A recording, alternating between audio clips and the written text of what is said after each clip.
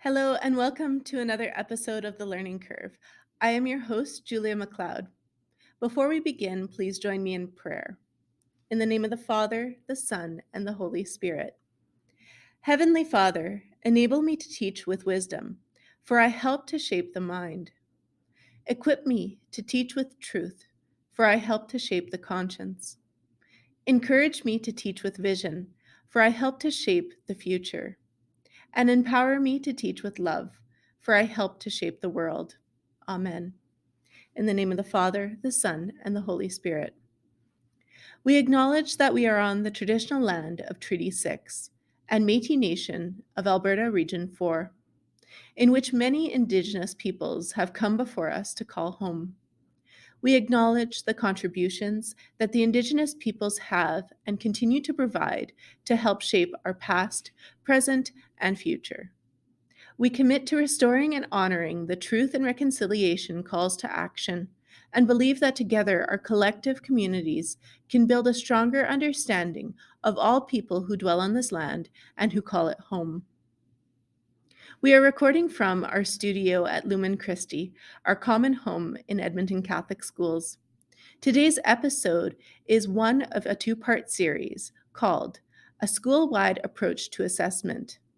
In this episode, we will hear from a principal and a teacher about teacher clarity and how they're implementing it across the school. So the agenda for the episode begins with TSA, Tricky Situations in Assessment, with Nicole Lafreniere, our Director of Curriculum and Assessment. In this segment, Nicole will help us navigate and land on solutions to difficult situations in assessment. Our interview for part 1 is with Nicole Thomlinson, the principal at Bishop Saverin School. We'll follow that up with our segment, We're Still Doing That, with Deputy Superintendent Tim Cusack, where we will explore outdated assessment practices, and Tim will offer us solutions to help us move forward. That's the plan for today. Let's jump in.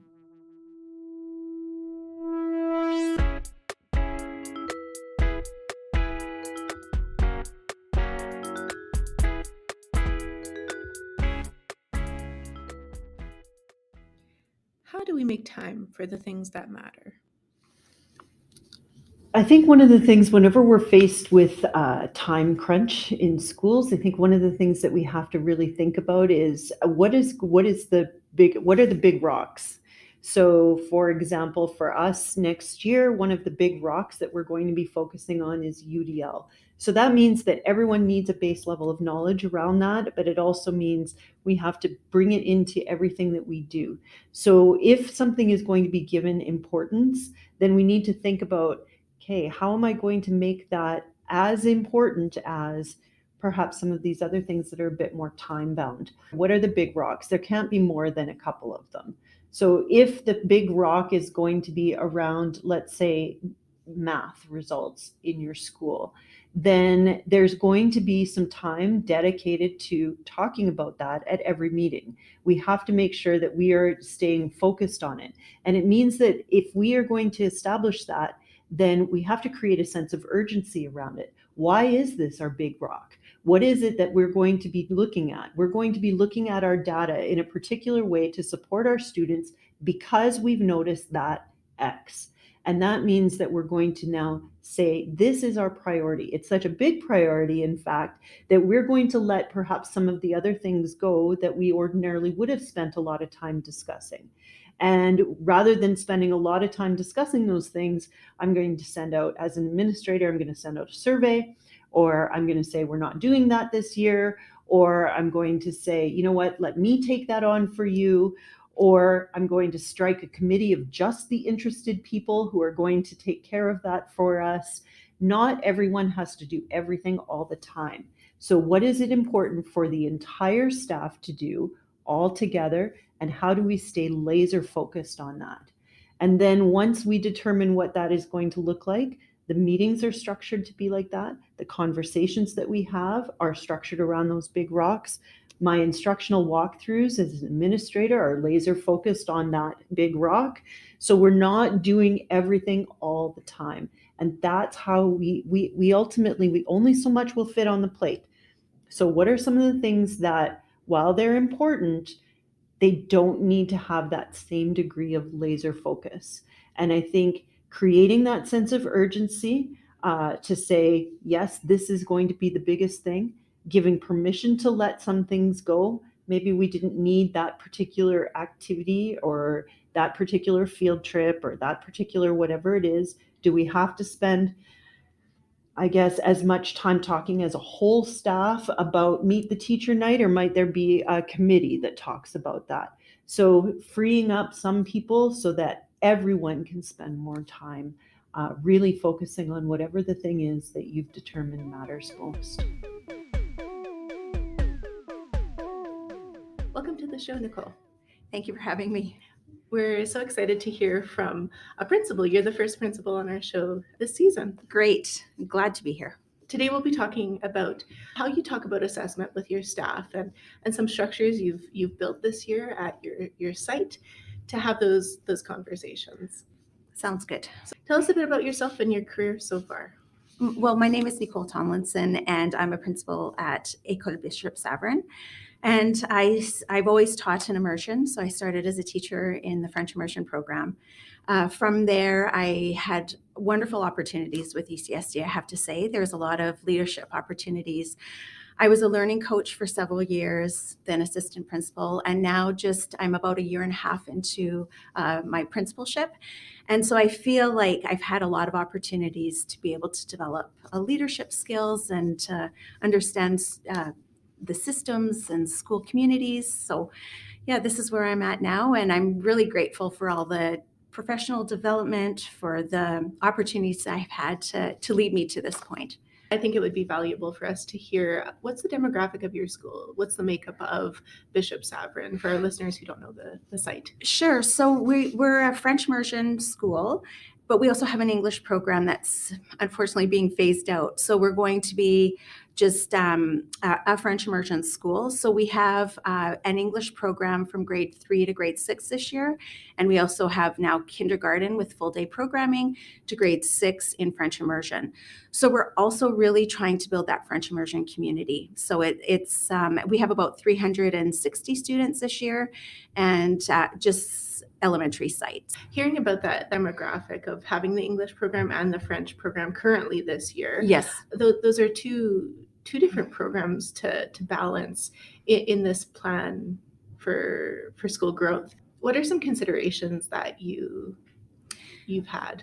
Well, it's that, and it's really that alignment. So picking practices that everyone, because even in conversations with teachers, they had some collaboration time built in. And I heard comments like, it's good, it's great, but it's not really for me. It doesn't really speak to my grade or my context, or so like just picking something that across the board, and we've really explored this across the board. So whether it's looking at behavior routines or assessment or clarity practices, really support all that we do at all levels. Tell us a bit about the ways that you've come up with opportunities for your teachers to collaborate and learn together to improve their assessment practices.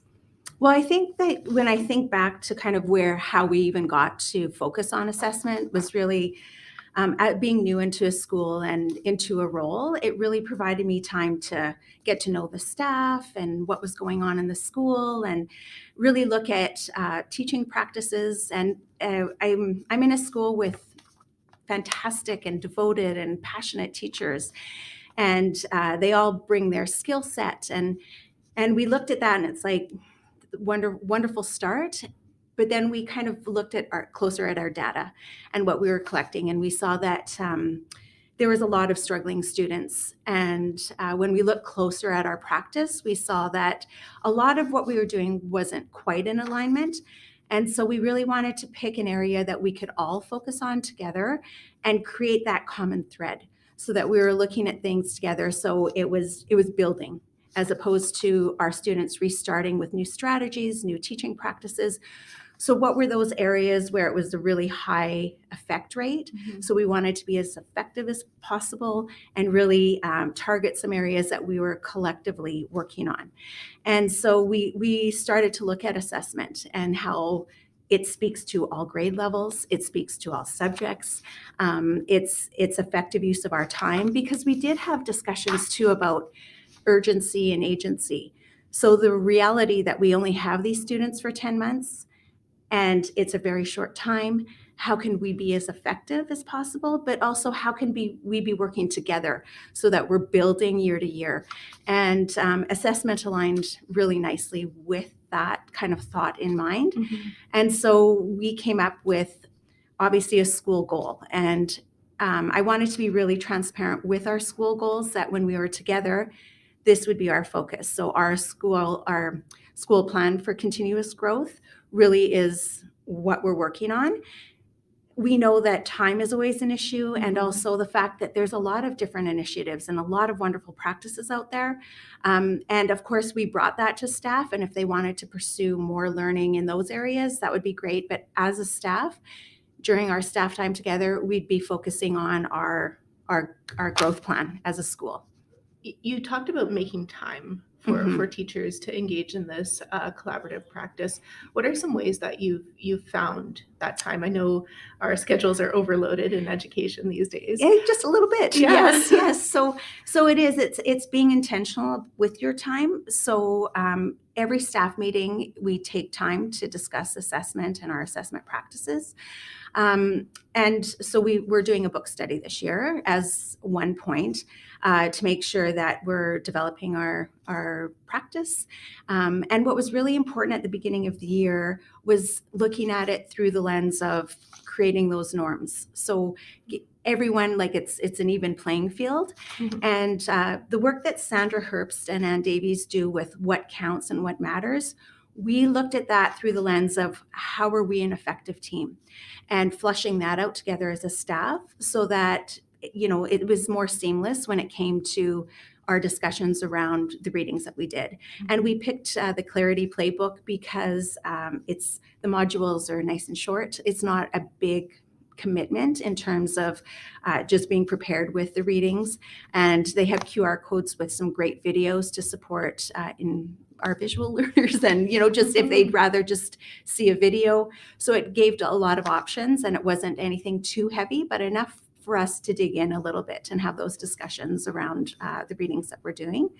So that was one way, but it has to be continual. So obviously I post a weekly memo, and in that I usually put either some definitions, because even flushing it out, it's like, there's some teachers that don't have the definitions of assessment of for learning, as learning. So bringing that into our weekly messages, and also using the SharePoint, because that's such a fantastic resource. But again, it's time to find those. So those assessment bites, I kind of am strategic with those. And if we're talking about something in a module, then I can align it with typically an assessment bite.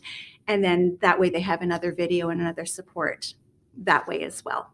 It's wonderful to hear that all these pieces are coming together at your site. Yeah, slowly, and it's good. It provides really rich discussion and that alignment, which is really nice. Mm-hmm. You spoke in your answer to building that common understanding of the vocabulary we use in our pedagogical practice. Have you noticed any shifts or changes as you've been working with it? I have, just because, when we're talking assessment literacy and building, and not assuming that, all teachers have that experience or have had that exposure. So being really mindful of that and building that common language so that we're talking about, learning intentions or success criteria, and everyone has a good idea of what that means and how to implement it. And it aligns so nicely with the work that's being done with new curriculum that it was a score, because it was like, we're familiar with this. So I think what's also important to note is, starting this work, it was important for me to have different entry points, because everyone's at a different part in their learning journey. And so when I was looking at that, it was providing different examples for staff, because they're all at different places. So for example, we looked at our own professional growth plans and how we can collect triangulated evidence to provide to really show that narrative of growth. So when I review with and I sit down with staff and we're talking about their own growth plans, they're able to provide evidence of their own learning and that narrative and that journey of growth. And more importantly, how it impacted their practice and then how it impacts student learning. So it's finding those entry points. So some were well versed in, I would say, assessment literacy. So how do we move forward with that? So providing examples of, the learning intentions, the different points of entry in the assessment or the clarity practice. And it's very interesting to see where it all went from there. I was really glad that we didn't narrow, because I was like, well, we need to narrow the scope so that we're all on the same page. But I think having more entry points for staff really made a difference. And it was more learning for me, I think, than them, because it is all about that and learning from and with each other. You're speaking to makes me think of agency. And I did a lot of reading in professional learning communities and what makes them successful. And you're building in that agency for teachers, that choice and that voice, so that they can take it where they need it in their practice. Yeah, and where they took it, it's just like there's so much to celebrate. And I'm always looking to, moving away from, and I never want to use the word compliance or like, well, this is something we have to do, but it's building in that intrinsic motivation for teachers that they're successful. They see the results, and then that passion and that excitement, because they're bringing in, and we have time to share out, like, where are you at with your assessment practice, and sharing what they're seeing in their students and in their classrooms. So time for that as well. Yeah.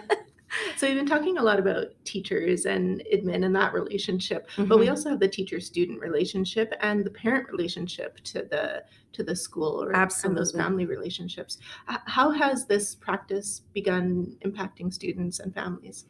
Well, and I think when I think of student voice, I always think of when I first went into classrooms, it's kind of like I always have at the forefront those 3 questions. So what are you learning? Why are you learning it? Tell me how you know you've learned it. And it was interesting because students are very honest, and the responses I got were like, okay, like, again, that kind of helped push us in the direction of assessment, because students, the purpose and really the clarity it wasn't lacking, but it wasn't as intentional as I thought. And it's very interesting, the impact, because when I think of LQS, TQS, relationship building is at the forefront. And I find that the work in assessment really does support that more than I thought. So it was like when I look at the elements and the competencies of our quality standard, I was looking more at the planning and the instructional leadership, but really the impact on the relationship, because it's common language, and we're also looking at a French immersion program. So it's building that competency in an additional language for our students, because it's that common language, and practice, because they're involved, and they have to talk about their learning and make it visible. So it's providing those experiences as well. So it really does help with the student and teacher relationship. And feedback is a whole other piece where it's like it's clear how to provide feedback because it's based on that success criteria. So we're talking about parent community. That's something we're definitely working on. It's a big shift, I think, from parents receiving a report card. So when we're looking at ongoing reporting, how does that look? And we're dabbling a little bit in portfolios and communicating it through our newsletters.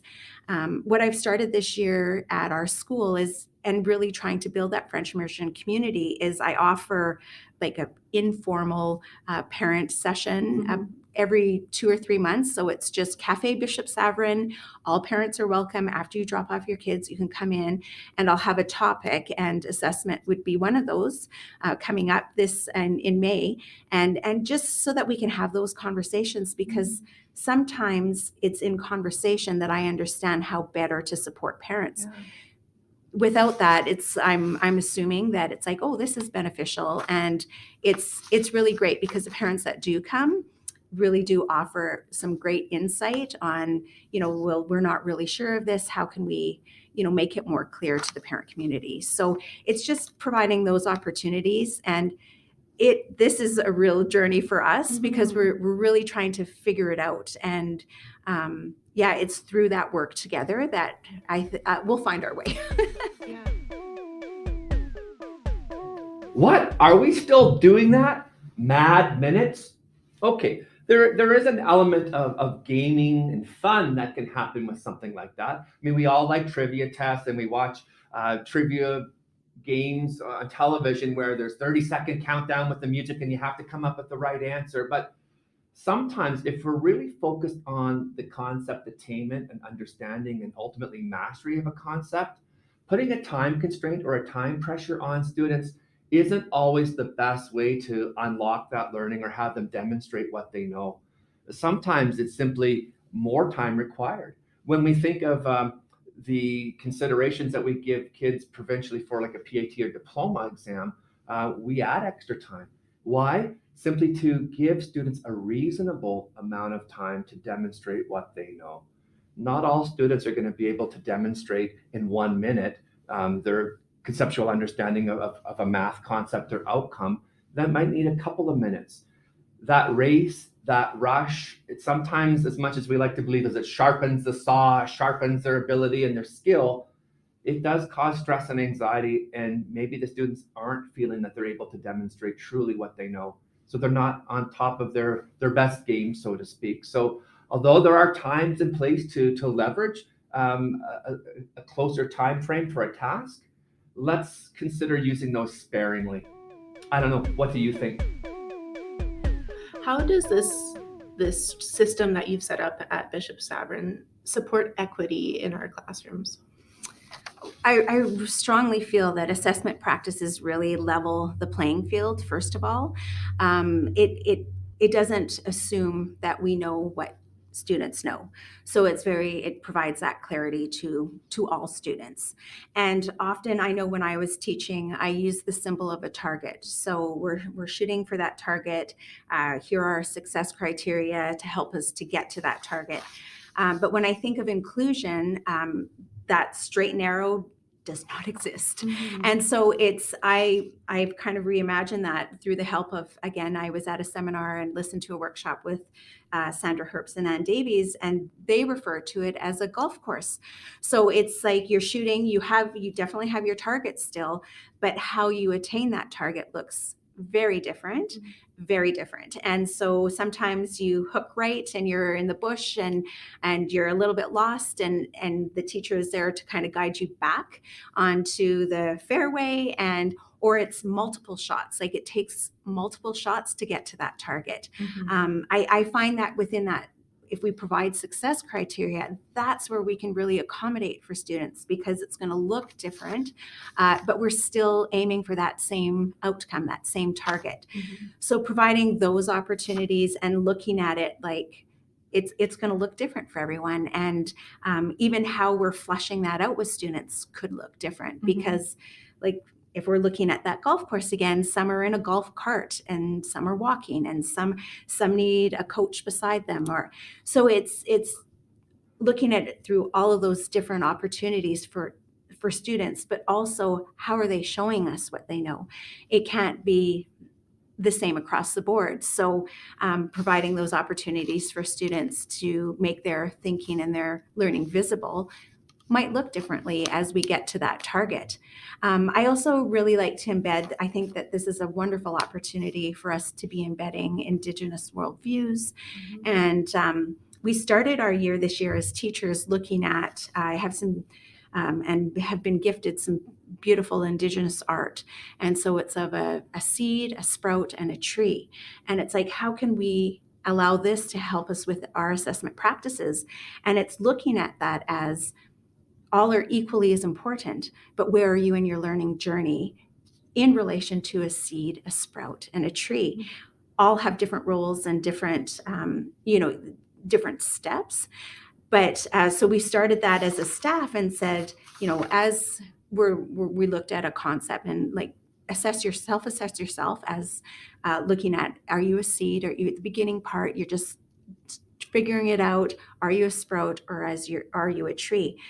But then allowing people to talk about that, like, why are you putting yourself here? And it was interesting because in conversation with staff, they were like, wait a second, like, just based on what other people are saying, I think I'm more of a sprout. Mhm. And then based on that, how are you going to move towards a tree? How are you going to continue to grow? So it's embedding also that Indigenous piece where we're having those really rich conversations and allowing time for that. Yeah, I'm hearing multiple entry points again. Yes, it's true. Right. Yes, yeah, absolutely. And talking about that and being okay with where you are at. It's, it stems back to that growth mindset too, and how beautiful it is to have a seed, a sprout, and a tree to really highlight that growth mindset. He talks about this idea of bringing in the community and having those conversations. So your idea of having that cafe where parents are all welcome to come in and have that conversation with you is really, it sounds like it's breaking down some barriers or some walls. It is. And you know what, like, what's really important about that piece is that it's a safe space. Mhm. It's not like an interview. It's very informal. And I find what's interesting about that is there's some parents that come in that are just there to listen but as parents talk, it's like, oh yeah, like that's difficult for us, or that. And the feedback I'm getting shows me that it is a safe space because they're willing to share out and let me know that, what, this is a barrier for us because of either language or access to technology, whatever it is. But it's like those great conversations to help us to kind of diminish the barriers that I didn't even know existed. So for parents who can't come to those events, that it just doesn't work in their timetables, what other ways do you have to gain feedback from them? That's something we have to explore, because you're right. Like, it is, even that is a barrier because it's in the morning. Not all parents can attend. We try to communicate to our parents through council, through other meetings, so that we have, our council meetings at evening. So that's another time that parents can join in and be part of the conversation. But just trying to be present and visible in the community. So I'm outside, and it's amazing in the morning how parents that's when they can approach, or that's when, and it's creating that welcome, caring environment where it's like, if you have concerns, please call, or if you're wondering about something, or if you're not sure, because so often that's where it gets lost because, they don't reach out. So it's just creating those opportunities and letting parents know that the door is open. So please come in to have these conversations. Yeah. I'm hearing that flexibility and that just natural flow for gaining feedback and talking with parents.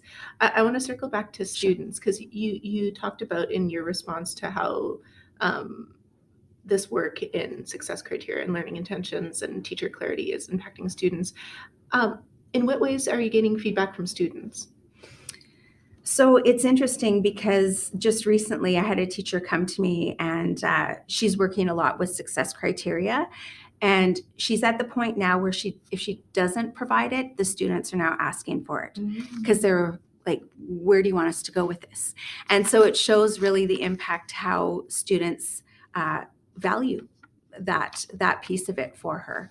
And just looking back at how teachers have taken this and what they've done and how they've been exploring it is very interesting. So even in their planning, so some teachers are just looking at planning intentionally for assessment, and in that, then the students are more.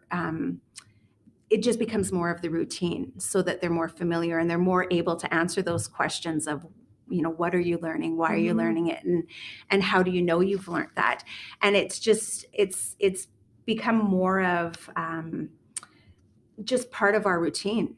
And students now, when I'm working with students, if there's some issues or some, whatever it is, it's like, or if I'm in a classroom, it's like, well, I'm done. Well, need more than that. Then I'm just done. How do you know you're done? And so I think that students are more comfortable and able to speak to their learning is more visible in terms of they're able to speak to their learning and provide evidence of their learning and proof that, yes, I know I've learned this because here is clear evidence, whether it's annotated or they're talking to it. So yeah. This all comes to a head at demonstration of learning. How does that look at Bishop Savern? And that's something that I think that we're moving towards. I think it's more clearly demonstrated in the teachers that are taking on portfolio work. The demonstration of learning definitely would speak to that evidence so that the students are able to speak to their learning. So I think demonstration of learning is definitely taking that shift where it's not just showing the work, it's really providing clear evidence of how and why they've learned what they've learned. Yeah. For our listeners who don't know what I mean by demonstration of learning, it's our parent-teacher conferences. Yeah. So it's really led by the students. And so this year we did conferences at the beginning of the year, and then in the spring we did demonstration of learning. And again, just letting the students speak more clearly and confidently about what they're learning. Yeah. And provide clear evidence to their parents of what they're learning. And that's what I'm seeing more in the portfolios as well. Yeah. Initiatives like this aren't without their challenges. What are some challenges you faced this year, and what advice would you give others to overcome those challenges? Well, we've already spoken of time, so I find that sometimes time is a challenge, but there is always time, right? You always can, if you have a priority, you can always find the time for that. I think it's also being aware of the momentum. So if you're working together towards a common initiative or goal, it's being aware that there's going to be dips in that or plateaus. And so that I noticed that just in the responses in kind of what I was receiving from teachers, that it had kind of flattened out. And so I reached out to our assessment consultant, Allison, and in discussion with her, it was like, we need to back up and we need to go back to purpose. So why are we doing this? And we did some process work with teachers to really flush out, why is this important and how does it benefit not just our practice, but student learning? And we've made that visible in our learning space so that we can go back to that. Like, there is a definite purpose to this. So I would say it's the challenge is, you can get either derailed or it can kind of fall flat and you just keep moving on to other things. It's really keeping it a priority and maintaining that and making sure that you're listening to what people are saying to be able to navigate those dips or those problems. Yeah. There's not just one way to do it, and No. that responsive leadership is really what makes it successful. It is, and you don't know unless you're listening. Like, if I was just doing my thing, then that's different. But it's in really taking the time to listen and asking questions that would allow teachers to provide that feedback too of where they're at. So we're coming to the end of the episode. Is there anything else you'd like to share before we head to our last question? I think I'd like to share that there's just so much to celebrate. And I think that sometimes we get bogged down with the weight of what we do.